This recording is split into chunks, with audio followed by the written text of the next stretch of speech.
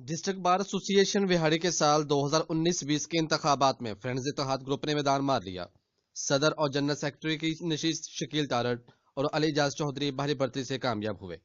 عظیم بابر اور میاں محمد راشد ایڈوکیٹ کی رپورٹس کے مطابق ڈسٹرکٹ بار وہاڑی کے انتخابات chairman election board Chaudhry Nadeem Akram Pervez کی نگرانی میں منعقد ہوئے، جس میں فرینڈز اتحاد گروپ نے کامیابی کا سہرا اپنے سر سجا لیا ہے۔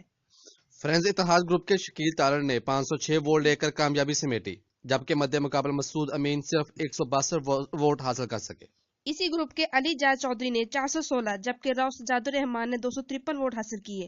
اس سے پہلے نائب صدر کے لیے فروخ طاہر اور رب نواز بانگا نے باہمی رضامندی سے 6 ماہ کے لیے منصب پر براجمان رہنے کا فیصلہ کر لیا تھا۔